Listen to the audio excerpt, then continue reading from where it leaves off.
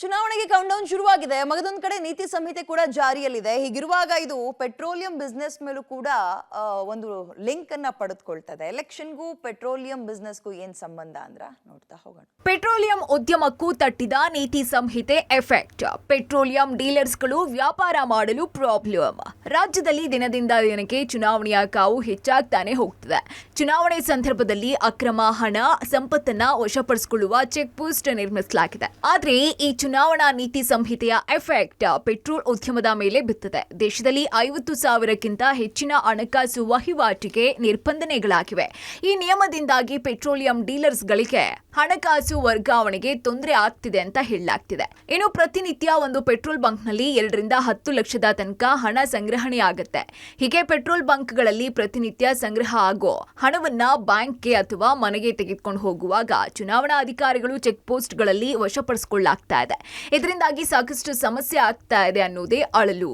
ನಮ್ಮ ಹತ್ರ ಬೆಳಗ್ಗೆಯಿಂದ ಸಾಯಂಕಾಲವರೆಗೆ ಲಕ್ಷಾಂತರ ರೂಪಾಯಿ ಸಂಗ್ರಹಣ ಆಗುತ್ತೆ ನಮ್ಮ ಕಸ್ಟಮರ್ಸ್ ಇಂದ. ನಾವು ಈ ದುಡ್ಡನ್ನ ನಾವು ಬ್ಯಾಂಕ್ಗೆ ಡಿಪಾಸಿಟ್ ಮಾಡಬೇಕು ಅಂದರೆ ಈ ಎಲೆಕ್ಷನ್ ರೂಲ್ಸ್ ಆ್ಯಂಡ್ ರೆಗ್ಯುಲೇಷನ್ಸಿಂದ ಸ್ವಲ್ಪ ತಾಪತ್ರೆ ಆಗ್ತದೆ. ಪೆಟ್ರೋಲ್ ಬಂಕಿಂದ ಬ್ಯಾಂಕ್ಗೆ ಹೋಗೋ ಮಧ್ಯದಲ್ಲಿ ಎಲ್ಲನ ಚೆಕಿಂಗ್ ಪಾಯಿಂಟ್ಸ್ ಇದ್ದರೆ ಆ ಚೆಕಿಂಗ್ ಪಾಯಿಂಟಲ್ಲಿ ಚೆಕ್ ಮಾಡೋ ಸಮಯದಲ್ಲಿ ನೀವು ಯಾಕೆ ತಗೊಂಡು ಹೋಗ್ತಾ ಇದ್ದೀರಾ ಅಂತ ಕೇಳ್ತಾ ಇದ್ದರು. ಬಟ್ ಇವರು ನಮ್ಮ ಮ್ಯಾನೇಜರ್ ಆಗಲಿ ಕೆಲವು ಡೀಲರ್ಗಳಾಗಲಿ ಅವರಿಗೆ ಸರಿಯಾದ ಮಾಹಿತಿ ಕೊಟ್ಟಿದ್ರೇನು ಅವರಿಗೆ ಯಾರು ಚೆಕ್ ಮಾಡ್ತಾ ಇದ್ದಾರೋ ಅವರಿಗೆ ಸರಿಯಾದ ಮಾಹಿತಿ ಇಲ್ಲದೆ ಇವ್ರನ್ನ ತಡ ಆಗ್ತಾ ಇದ್ದಾರೆ ಮೇಡಮ್.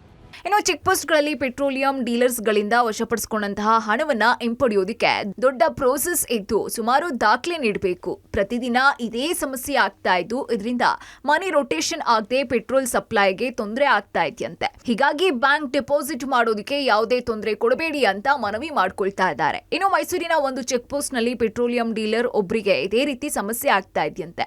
ಇನ್ನು ಬೆಂಗಳೂರು ಸುತ್ತಮುತ್ತ 600ಕ್ಕೂ ಹೆಚ್ಚು ಪೆಟ್ರೋಲ್ ಬಂಕ್ಗಳಿವೆ. ಡಿಜಿಟಲ್ ಪೇಮೆಂಟ್ 50% ಆದ್ರೂ 50% ಹಣಕಾಸು ವ್ಯವಹಾರ ಪೆಟ್ರೋಲ್ ಬಂಕ್ನಲ್ಲಿ ನಡೆಯುತ್ತೆ. ಚುನಾವಣಾ ಆಯೋಗದಿಂದ ಪೆಟ್ರೋಲಿಯಂ ರಿಟೇಲ್ ಔಟ್ಲೆಟ್ಗಳ ಹಣಕಾಸು ವರ್ಗಾವಣೆಗೆ ವಿನಾಯಿತಿ ನೀಡಬೇಕು ಅಂತ ಚುನಾವಣಾ ಆಯೋಗಕ್ಕೆ ಕೇಂದ್ರ ಹಾಗೂ ರಾಜ್ಯ ಇಂಡಿಯನ್ ಪೆಟ್ರೋಲಿಯಂ ಡೀಲರ್ಸ್ ಪತ್ರ ಬರೆದಿದ್ದಾರೆ.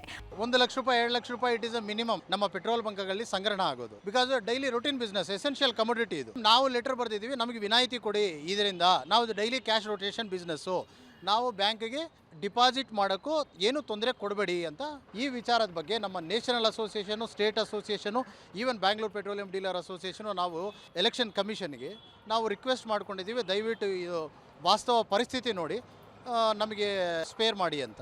ಒಟ್ನಲ್ಲಿ ರಾಜ್ಯದಲ್ಲಿ 6,000ಕ್ಕೂ ಹೆಚ್ಚು ಪೆಟ್ರೋಲ್ ಬಂಕ್ಗಳಿವೆ. ಈ ಪೆಟ್ರೋಲಿಯಂ ಡೀಲರ್ಸ್ಗಳ ಹಣ ವರ್ಗಾವಣೆಗೆ ವಿನಾಯಿತಿ ನೀಡಬೇಕು. ಅಸೋಸಿಯೇಷನ್ ಅವರ ಮನವಿಗೆ ಕೇಂದ್ರ ಹಾಗೂ ರಾಜ್ಯ ಚುನಾವಣಾ ಆಯೋಗ ಯಾವ ರೀತಿ ಸ್ಪಂದಿಸುತ್ತೆ ಕಾದು ನೋಡಬೇಕಾಗಿದೆ. Aruna Shiraguppi, public TV, Bengaluru.